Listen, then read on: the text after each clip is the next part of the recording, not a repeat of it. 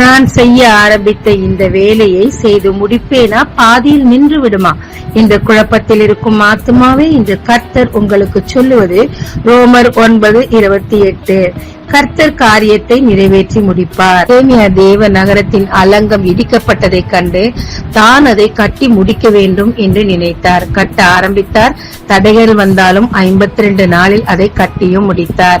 அவருடைய சக்சஸ் பின்னாடி இருப்பது என்னன்னு பார்க்கலாங்க. தேவனுடைய சமூகத்திற்கு சென்று அழுது விண்ணப்பம் பண்ணினார். இரண்டாவதாக, ராஜாவின் கண்களுக்கு முன்பாகவும் துக்கத்தோடு இருந்தார். எனவே தேவன் ராஜாவின் இருதயத்தை இவர் பட்சமாய் திருப்பி இவரை விசாரிக்க செய்தார். மூன்றாவதாக, தேவையான செலவுகள் எல்லாவற்றையும் அவர் தருவதாக சொன்னார்.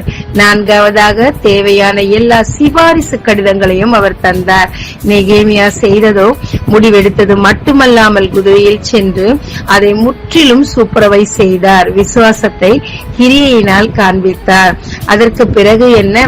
ஜனங்கள் எல்லோரோடும் பேசி எல்லாரையும் இந்த வேலைக்கு சம்மதிக்க செய்தார். நடந்ததுதான் என்ன?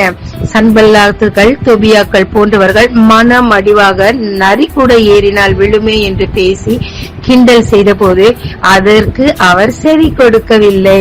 ஒரு தீர்க்கதரிசி பெண்ணை அனுப்பி நயவஞ்சகமாய் பேசின போதும் அதற்கும் அவர் கண்டு கொள்ளவே இல்லை. பல தடைகள், தனியே அழைத்து கொலை செய்ய தேடினர், அங்கும் செல்லவில்லை. மிகவும் ஞானமாக எடுத்த வேலையில் நோக்கமாக இருந்தார். எனவே ஜனங்களையும் திடப்படுத்தினார். தேவன் இவர் பட்சமாய் இருந்து அந்த எடுத்த வேலையை செய்து முடிக்க உதவி செய்தார். வேதம் சொல்லுகிறது, விருப்பத்தையும் செய்கையையும் தருகிறவர் கர்த்தர் என்று.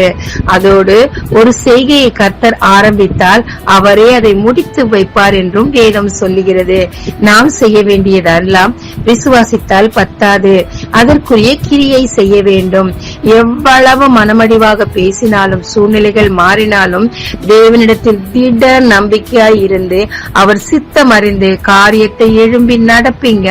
தேவன் உங்களோடு இருந்து எல்லார் கண்களிலும் தயை கிடைக்க செய்து தேவைகளை சந்தித்து அந்த காரியத்தை முடிக்க உதவி செய்வாருங்க.